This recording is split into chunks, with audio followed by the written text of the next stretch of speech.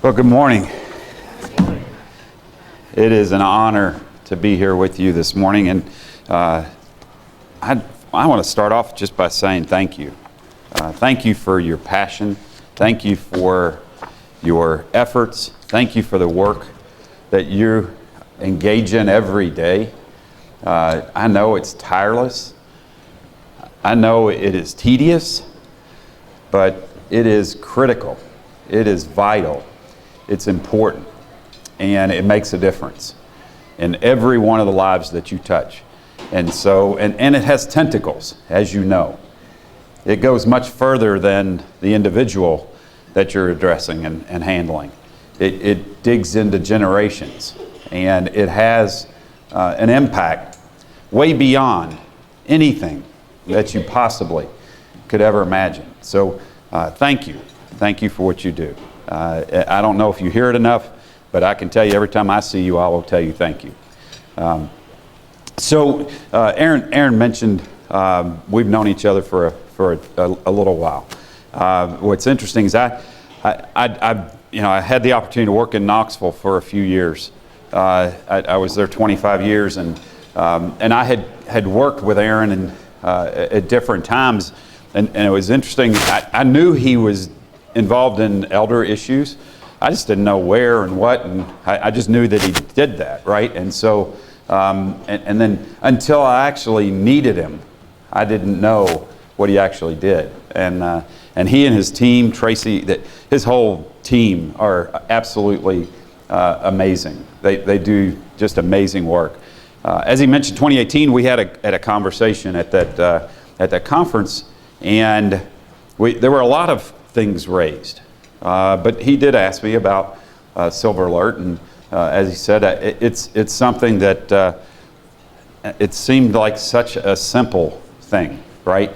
Obviously, it's not that easy, although he made it seem that way, and he got it accomplished, right? And he all he asked was, "What do I need to get it done?"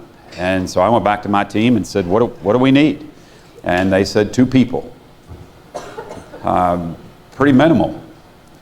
And I said, okay, well, I said to Aaron, and then I said to the Lieutenant Governor, if you give me 2 people, we'll make it happen. And so it happened, right? So in May of this year, the legislation was passed. I'll get into that because I have other slides that I'm supposed to talk about. So, but try to keep from getting too far ahead of myself. So TBI, what is it that we do at TBI, right? So the Tennessee Bureau of Investigation is our statewide investigative agency. Our role in the state of Tennessee, we've got a lot of tentacles. We got a lot of things we do. As I tell folks, we're the start and the end of the justice system, right? So we collect all the data. We collect every report. In terms of justice, criminal justice in our state, that it all comes to our headquarters, and that data is stored there. That data is evaluated. That data is used to make reports and to inform decisions that are made, not only within law enforcement but within our state. And so that's where we start with the data, and then as people move through this justice system, we keep track of what happens. And so I say the start to the end because then ultimately we keep the disposition of their case.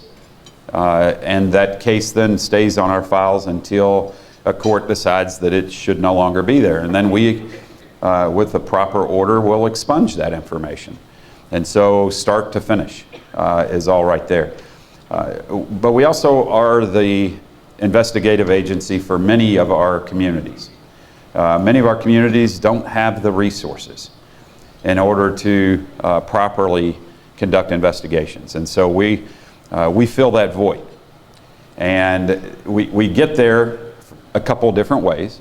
One is we get predicated, or we get a call from a district attorney general. We have 31 of those in our state. We get a call from them and they ask us to take a case. And so that's how we get the cases in the vast majority of times. Or we have original jurisdiction. And we have original jurisdiction in about 16 areas now, where we don't have to be asked in, we just do it because it's in our wheelhouse. So that's how TBI gets involved, engaged in investigative work throughout our state. And so we also realize that one of our real main purposes is support. A lot of what we do is just supporting other agencies in accomplishing their task.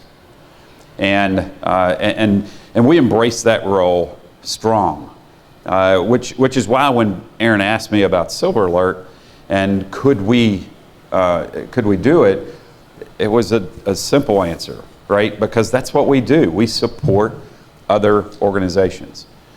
And so it wasn't that complicated to say yes to. So when you look at this, and the first thing I talk about is our support. That is what we do, more than anything, is we support other organizations. And of course we do criminal investigations. And then our Medicaid fraud investigations. So when we talk about this space, right, we talk about this space of elder safety. And that's where probably our most engagement is in the Medicaid fraud side of the house. And so what that is anything that is funded through the federal dollars in terms of health care. Our team has a responsibility for investigating fraud and abuse of that system. And that also extends into abuse of those individuals. So up until last year, we were only allowed to do that in facilities that are funded. So last year, the federal government changed that and now allow us to go into homes. So that's a change that has, we think, will make a difference for our ability to get in and look at what's going on. And so it's a pretty big change for our team. So one of the first things I had an opportunity to do when I got to the Bureau was expand that Medicaid fraud team. And it's almost a no-brainer, but you look for those quick, easy wins when you take on a new role. And so when I stepped in the door, I had my special agent in charge of that unit at the time came in and said, "Hey, boss, if we add 24 people, it only really equates to 6 people that the state's paying for, right? Because 75% of it is paid for by the federal government."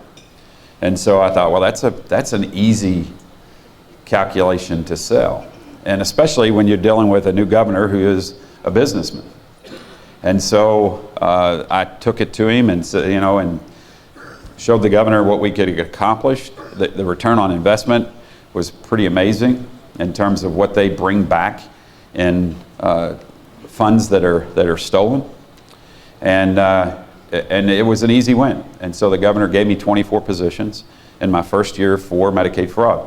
We turned it into a division because the numbers were big enough now that we could actually call it a division within the Bureau. And so our focus immediately started at that level of addressing these issues to help and to assist those, what I see as some of our most vulnerable.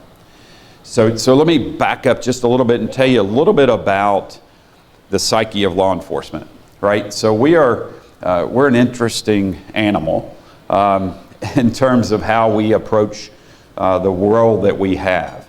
And probably not unlike many of you, when we are dealing with our issues that we deal with, there are 2 areas that we really focus on.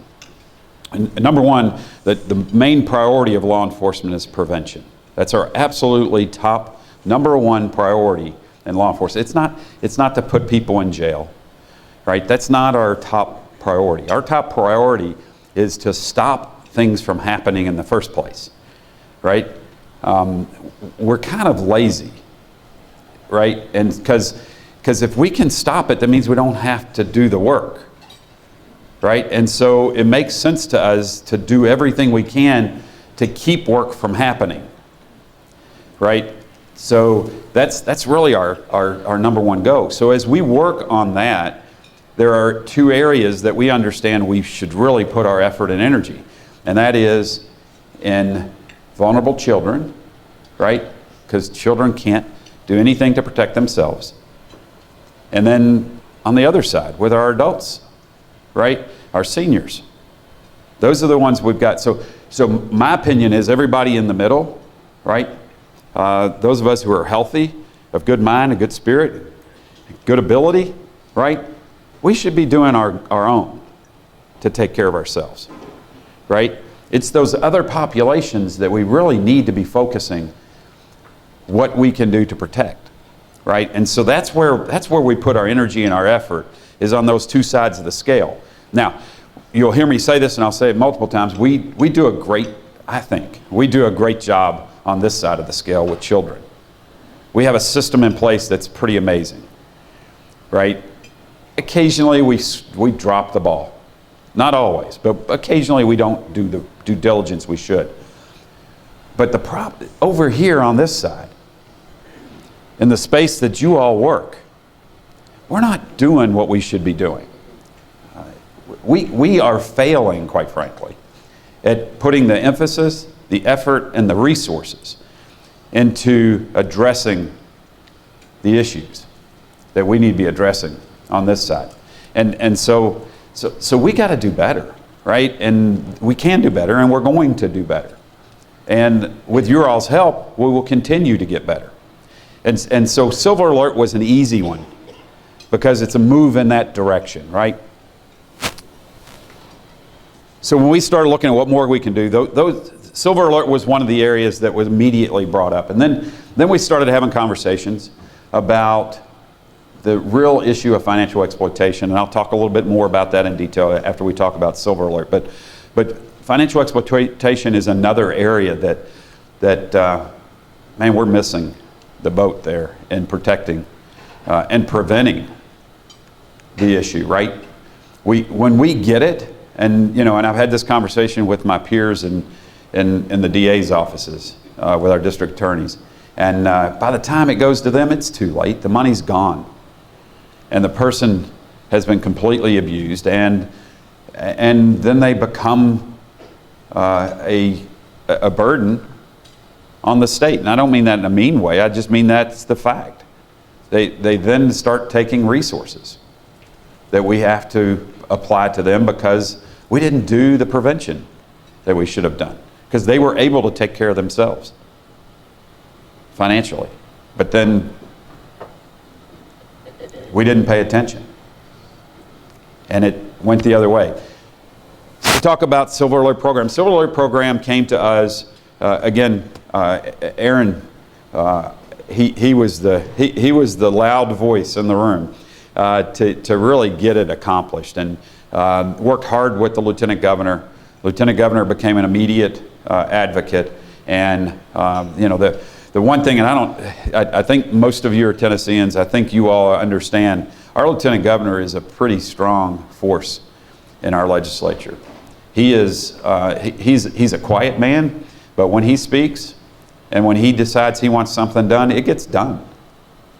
And it just so happens he's from East Tennessee, so it's nothing against the rest of the state. I love the whole state, but I got my start here in East Tennessee, and so but it's it's nice when you see somebody like him who is a great man with great integrity that gets it and takes these types of things and says, okay, let's make it happen.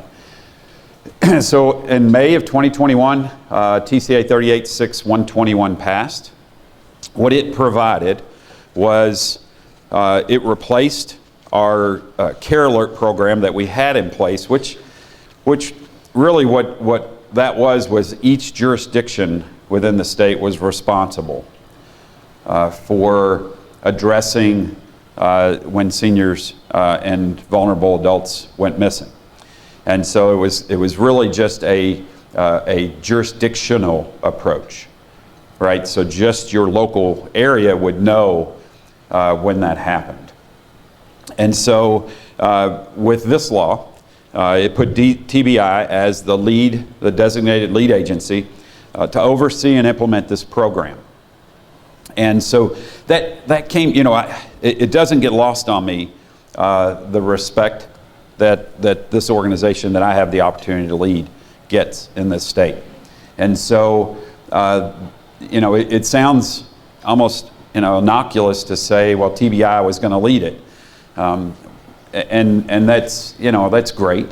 But what does that really mean, right? And so, but what it means is we have an opportunity to take the resources of our state's lead investigative agency and put them into this program to expand its reach and the seriousness of the issue. Because if TBI is involved, it must mean it's serious.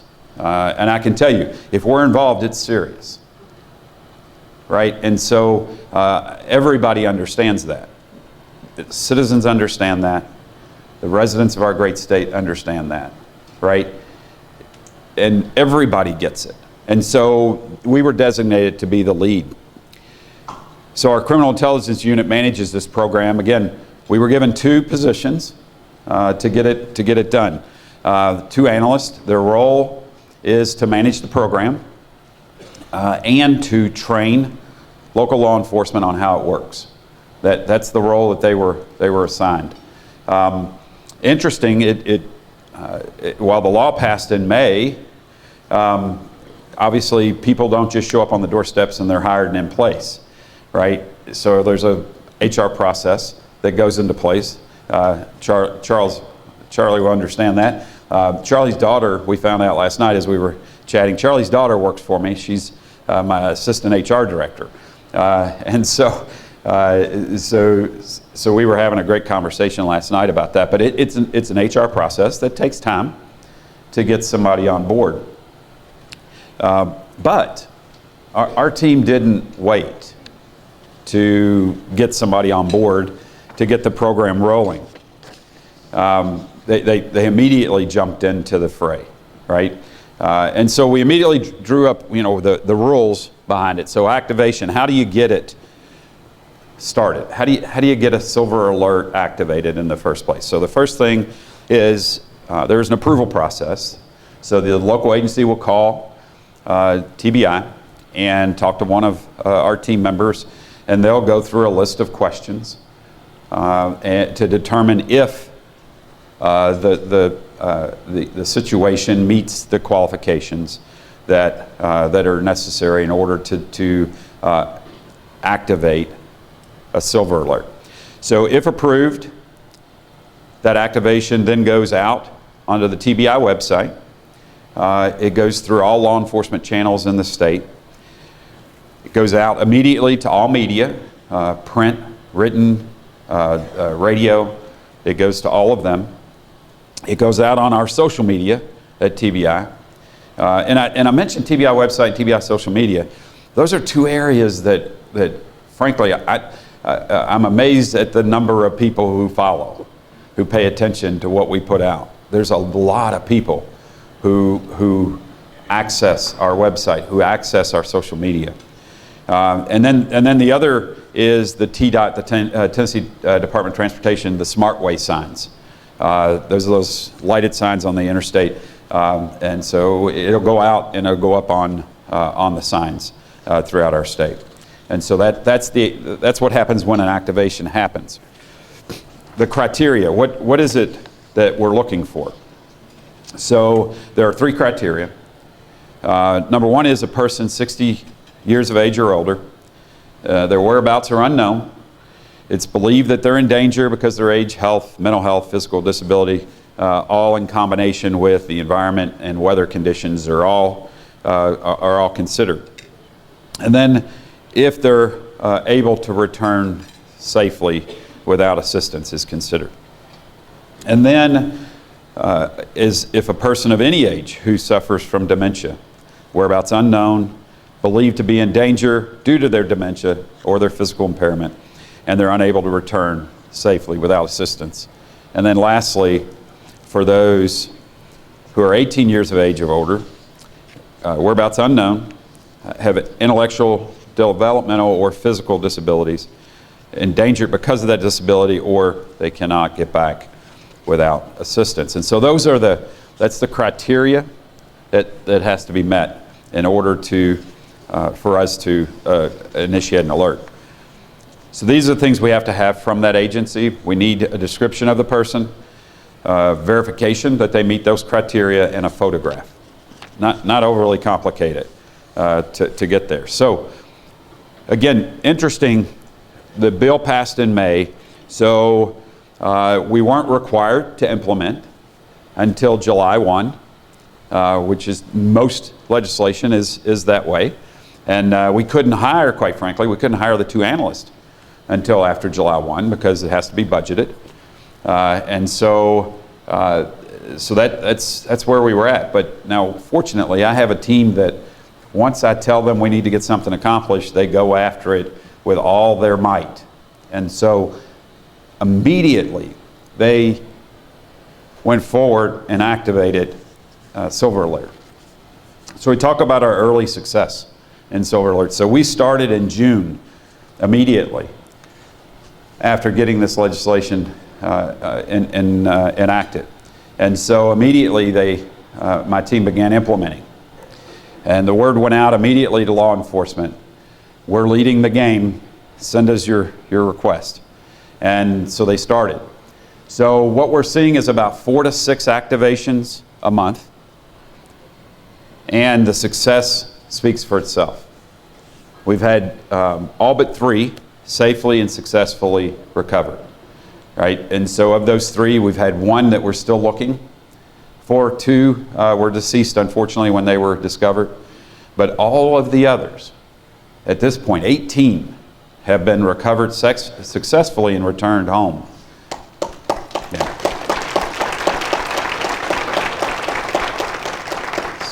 So I talked a little bit about the TBI's, I think what I would consider the power behind those 3 simple letters, right? And that is, people pay attention when, it's kind of the E.F. Hutton moment, right? People pay attention when TBI says this is what we need.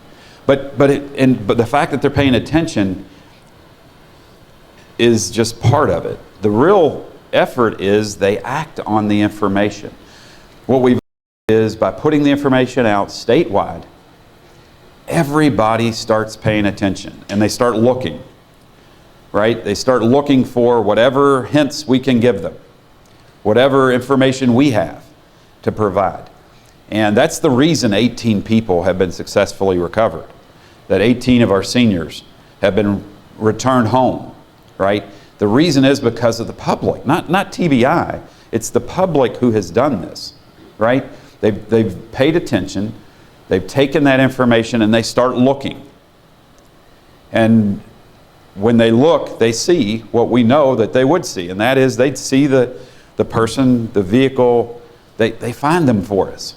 And they immediately make that phone call.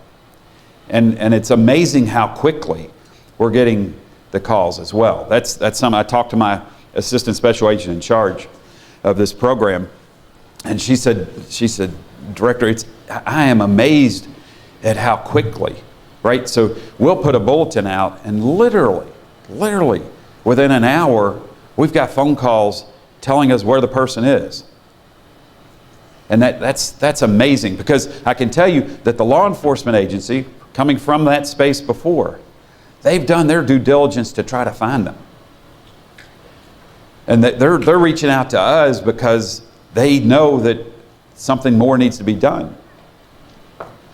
And so they're at that spot where it's not obvious. And so that's why this is so incredible.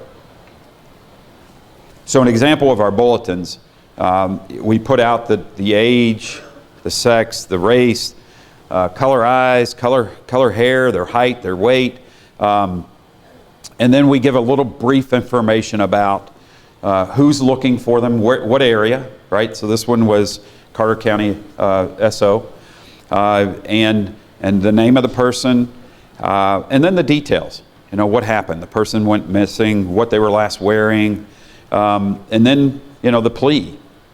is, here's why it's important that we find this person. And so that's what goes out. And then, of course, we give the critical numbers to call, right? We always give the local jurisdiction's number first to make sure that, because they're the ones that are already actively seeking. And then, of course, we give our simple, easy TBI number to remember, and that's TBI Find, 1-800-TBI Find. And we use that number for the Silver program. We use that number for our Amber program, our endangered children, for our missing military members who have issues as well. So that number is one, just simply for folks to be able to remember. It's not hard to remember TBI Find.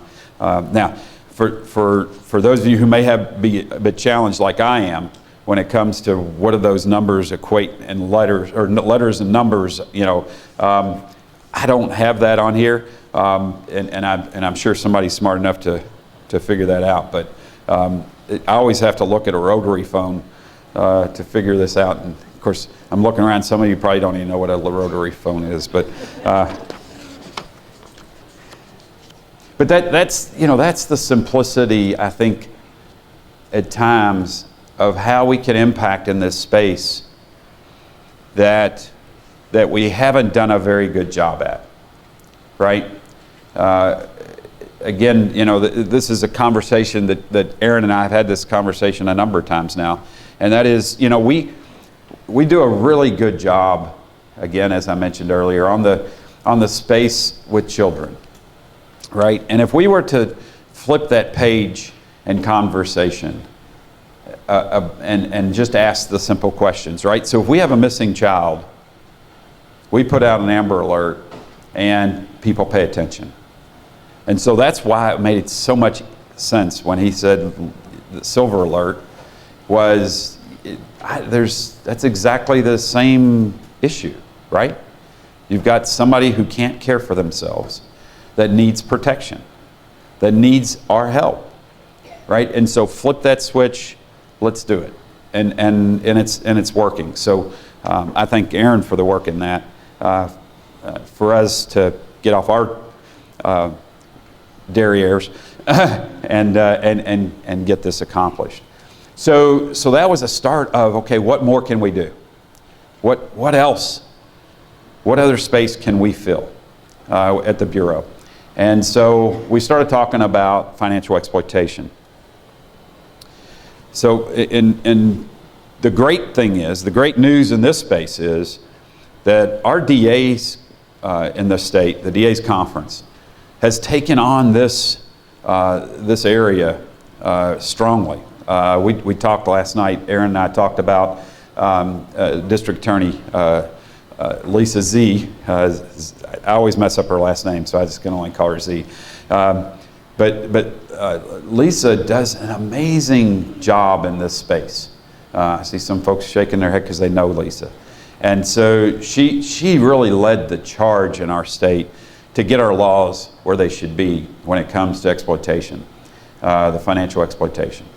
And so the structure has been put in place. The problem is the effort to address it hasn't followed, at least not consistently and not appropriately, in my opinion. And so there's more we can do.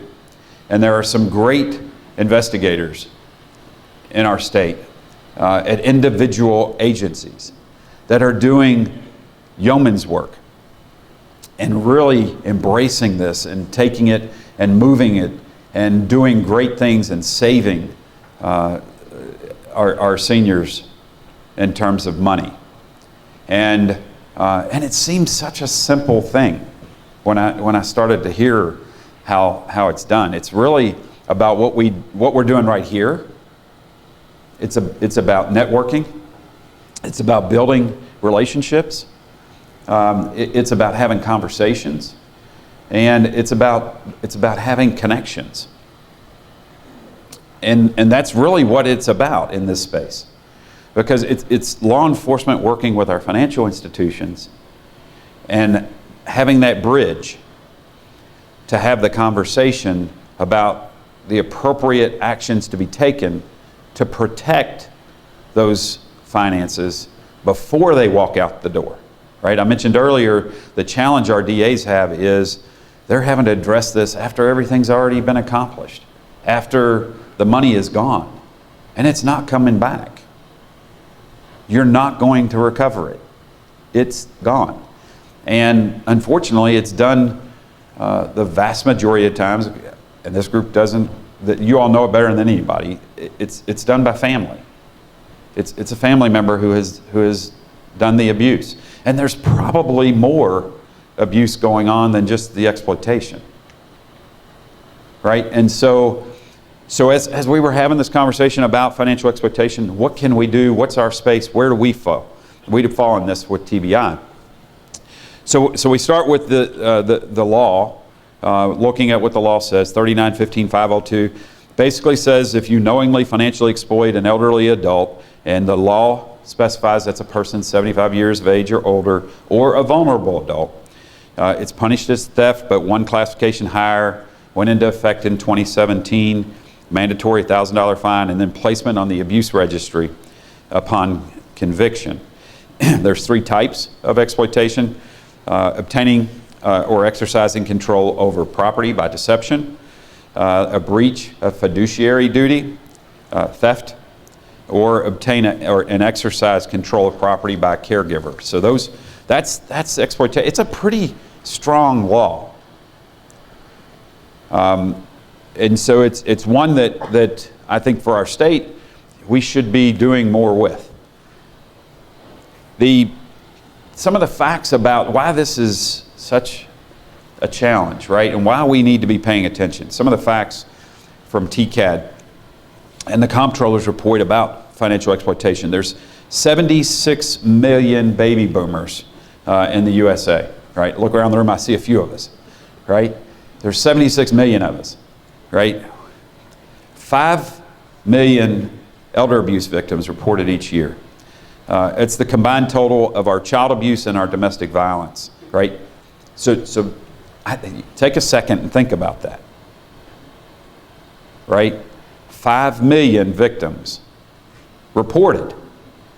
And you all know how that works. 5 million reported is more than child abuse and domestic violence. 2 of the biggest issues that you hear all the time. Right? Again, we got to start speaking truth and getting our voices behind this. Annual loss, $36.5 billion is the estimate. Now, I will tell you, that's a low ball. It's more than that. It's way more than that. And how we know that is because we start calculating the numbers and you start understanding the fact that our seniors hold over 50% of the wealth in our country. That number is underestimated. 1 in 10 elders are victims of elder abuse, but only 1 in 14 are reported. So we know we're way behind in the numbers. We know that. I already mentioned the wealth, and this is the fact. We're 40 years behind. We're 40 years behind DCS handling and reporting of these crimes, right? So DCS, when we're dealing with children, the effort and the work we put in there, right? So an example, again, we were talking, Aaron and I were talking, in 2018 when we met and we had a conversation about how we can get better in this space. The conversation went from, we talked about Silver Alert, and then one of the things that's bugged me for years is the way we do investigations, right? Because so many entities are involved. You've got law enforcement, you've got, occasionally you have APS involved, you have health that gets involved, you have ombudsmen that get involved, right? All of these entities get involved, right? It sounds familiar, right? Child system. But What we learned years ago with children is don't over-traumatize. When you're doing an interview, you can only do that one time. Because every time you interview, you re-traumatize. And so we set up a great system in our child system. And we do one interview. All of us sit around in a room and decide what's going to be asked. And then if you want to be present, then you're in the room next door when the advocate is in the room with the child with an earpiece in and is engaging in the conversation with the child and gathering the information we all need. If we need additional questions asked, we just whisper in their ear. That's the way it works, right? We don't do that with our seniors. We victimize them as many times as we need information. We got to get better.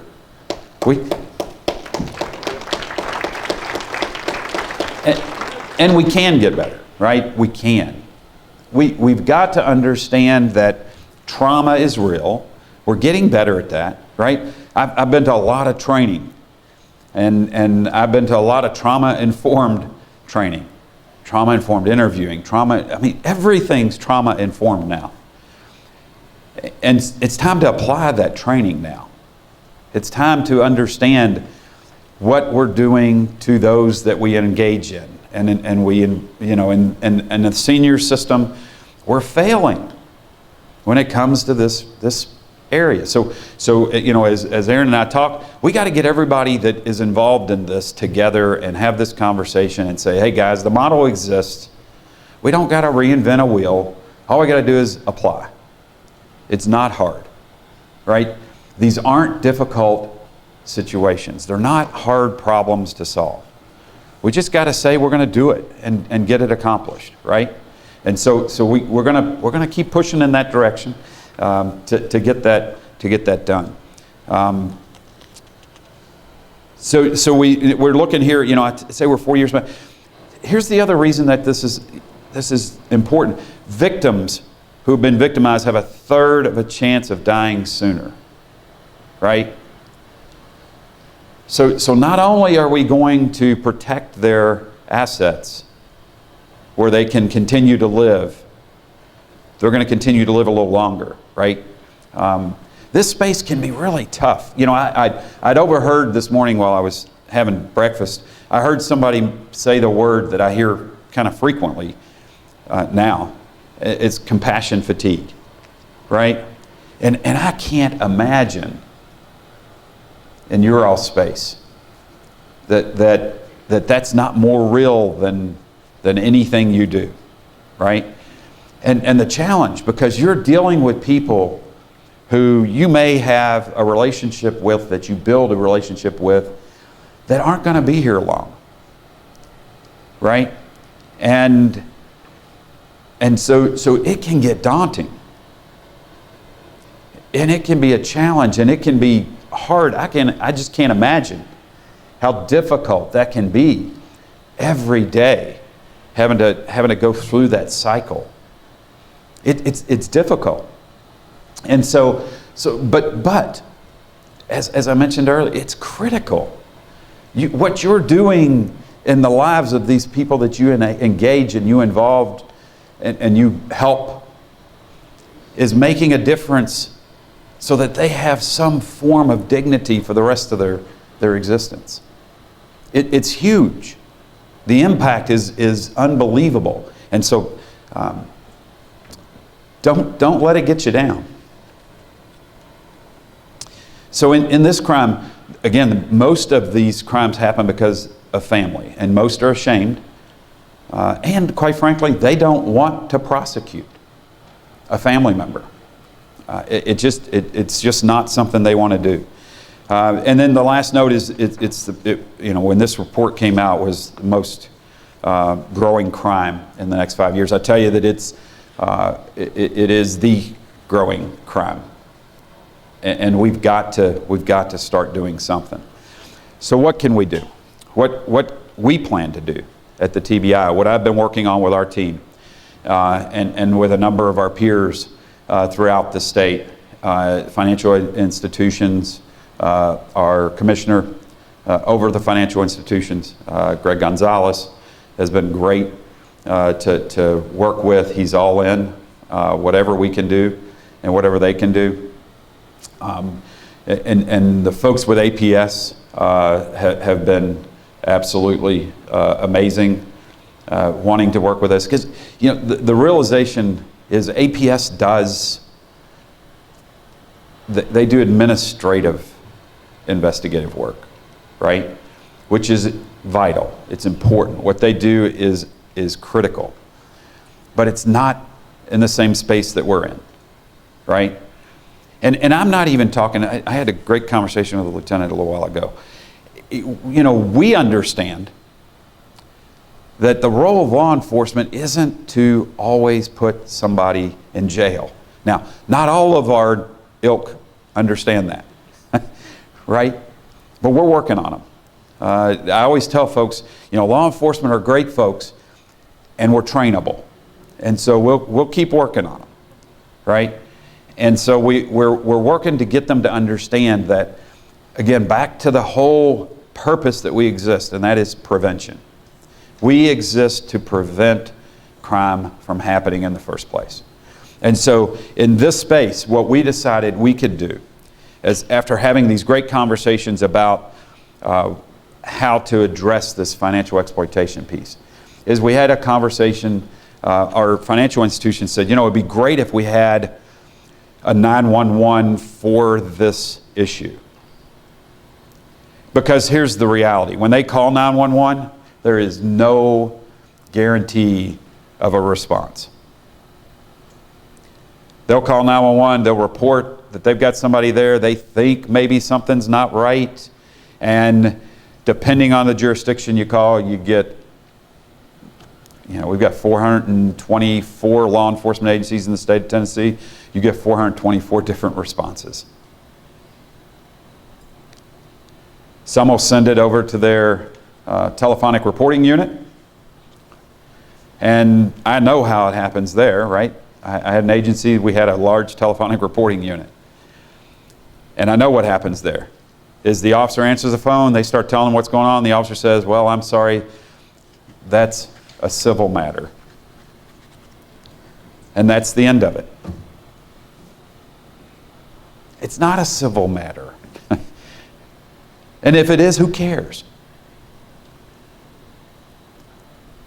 It's a matter that needs to be looked at and discerned and determined what actions need to be taken next, right? And so the space that I saw and my team saw, and they immediately brought this up when we had our convening after our big meeting where we heard all the facts about the issues, where they said, boss, we do a lot of hotlines. Why can't we just do a hotline for the financial institutions to be able to call in? We have somebody who answers that phone that's versed in the law. One of the things the law provides is critical for financial institutions, and it's called pause. Pause, right?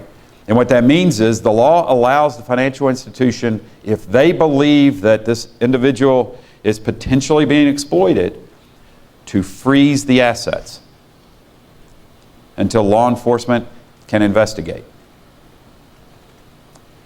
So our team said, we can have the call in to us. We can give the advice to the financial institution based on what they're telling us.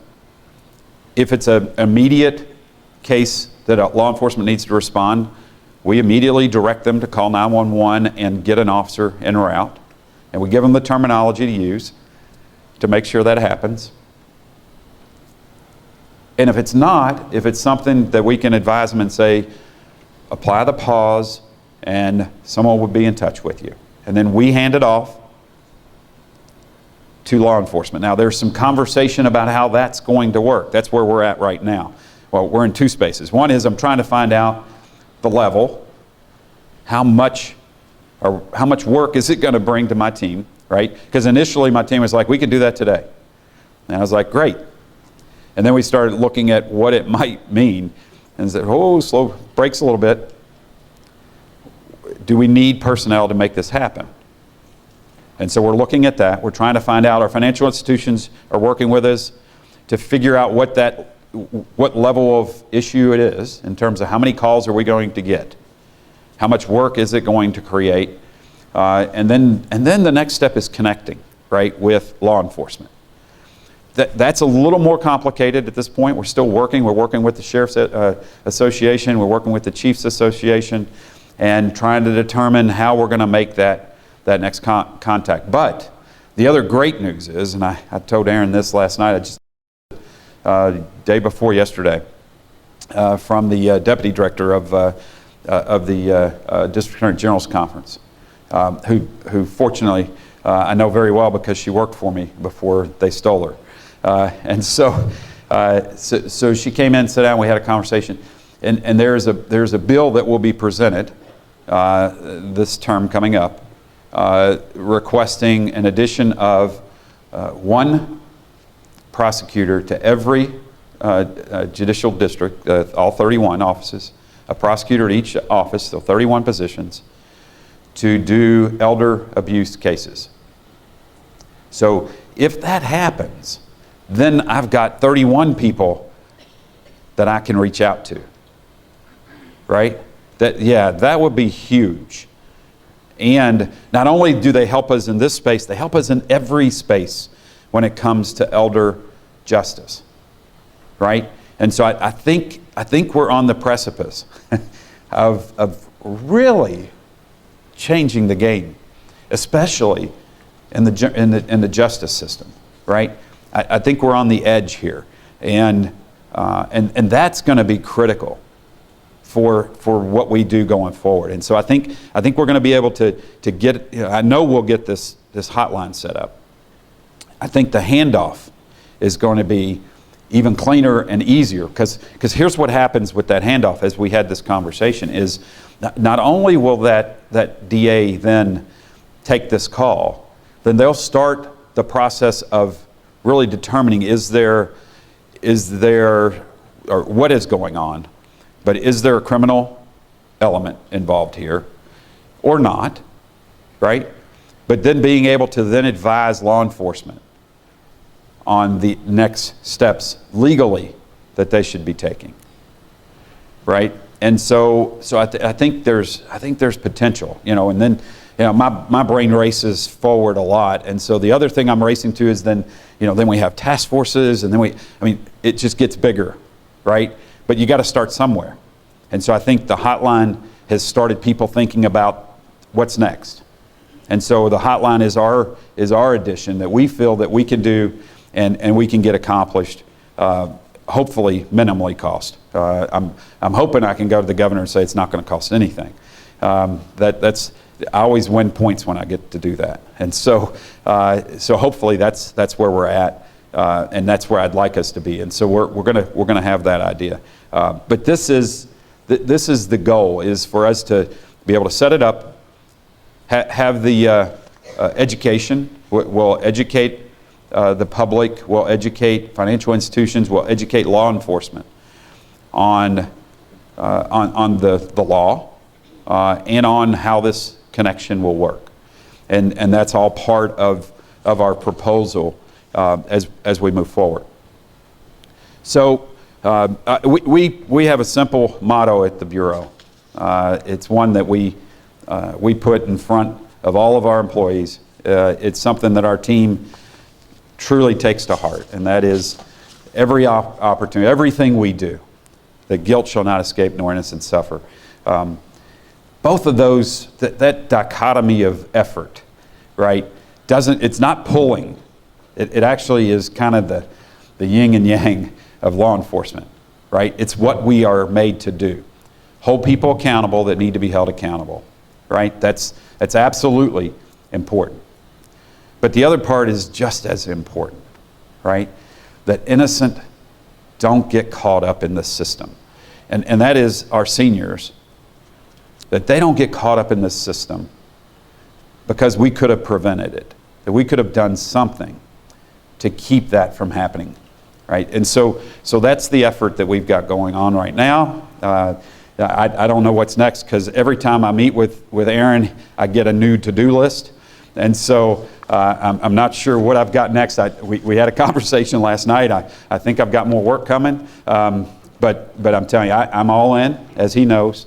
As long as we can have the opportunity to fill the space that needs to be filled. And that is, even if it's just as simple as giving a voice to the issue, the effort of protecting our seniors and our vulnerable adults, I'm all in, right? And so thank you. Thanks for your time this morning. I know this is your last day. Congratulations. I hope you had a great conference. Charlie, great job. And I look forward to working with Charlie. And Charlie gave me more homework last night as well. And so I look forward to working with him as well. And so, and please, if there's ever anything at all that we at the Bureau or that I individually can do for you, don't hesitate to reach out. I'm easy to find. My name, it's david.rausch@tn.gov. It's pretty easy to find me. I can't hide. And so, but please, anything at all that we can do to assist you, if there's spaces that we can help in, let us know. We're here to assist. So thank you. Yes? Director, I just wanted to say publicly, thank you for your leadership in this space. You have raised the bar on elder justice in this state, and you and I and many in this room see the finish line. We're not there, but we're going to get there, so thank you very much.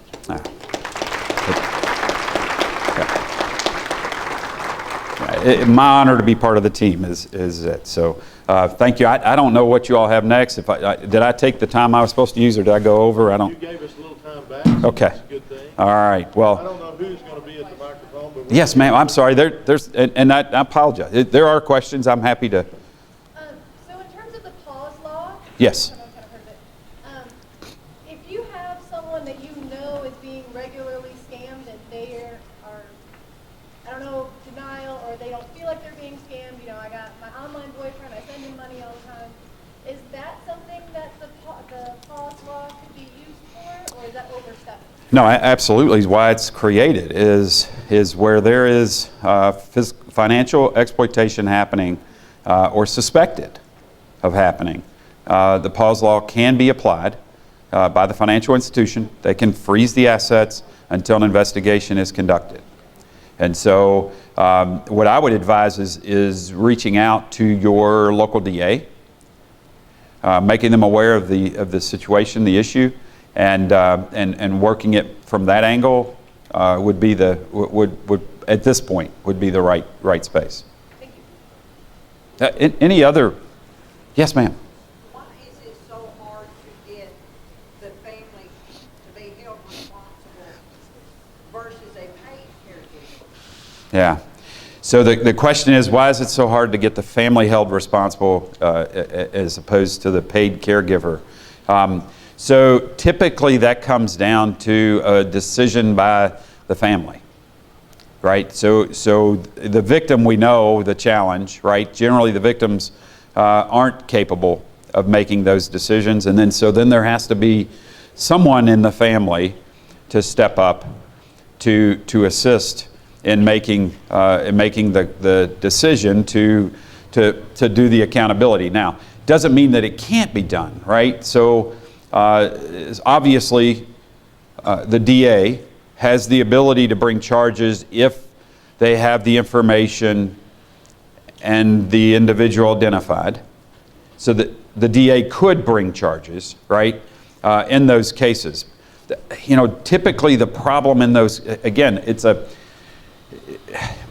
challenging, it's really a challenging space. Not impossible, but it's challenging. Typically, the family doesn't want to bring the charges, and then it makes it hard for the prosecutor to be able to prosecute the case at times. You had a follow-up. I see it. I'm told by DIDD, family's not paid, so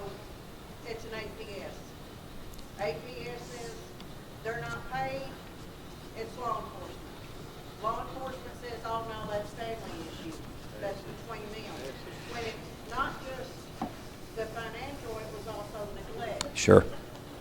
So, I That- feel like my hands are. You're absolutely, so what you've just described is why we got to work better. That's exactly, you're spot on. And to use my friend's analogy, if that was a child that was being abused, you'd get knocked down by the number of agencies that want to do something, right? There wouldn't be they'd be fighting over who would take it, and that's the issue we're dealing with, right? And that's why we have to start framing it in this manner for people to understand it, because when you say it out loud, people go, "Oh yeah, that makes sense." It's almost like they never thought of it and equated the situation. And so you just expressed the problem that we're dealing with, that we've got to fix. Because, I danced around an answer because it's not the right answer. The answer should be, yes, we should be prosecuting. Yes, we should be addressing this. Right? That should be the answer. It's not. Especially when the family member is the decision maker, but they're also the abuser. And that's happens all too frequently.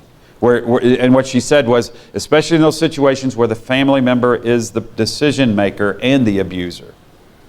And that's that exactly, right? And again, we would not allow that to happen in the other system. In the child welfare system, we wouldn't let that happen. And the question is, why do we allow it in the adult system? Right? And we've got to get better. We've got to, and that's what we're working on, right? And that's why we've got to keep those kind of points. We got to keep pushing those points, and we got to keep, and we've got to have the voices, your voices, talking to those legislators in your communities, folks who live near you, right? And letting them know that this is no longer acceptable. That we've got to change it, we've got to do more, we can do more. There are people willing to do more. Give them the resources to get it accomplished. And we live in a wonderful, amazing state that's doing pretty darn good right now in terms of financial capabilities, right? And so we've got to resource this to take that frustration away and to really to handle this the way it should be handled. So thank you. I couldn't say it better. Those are the issues we've got to work on. Those are the things we got to fix. And the only reason we haven't is because we just haven't put the attention to it. And we need to. Other comments, questions that I can answer? Well, again, thank you all. Thanks for your passion. Thank you.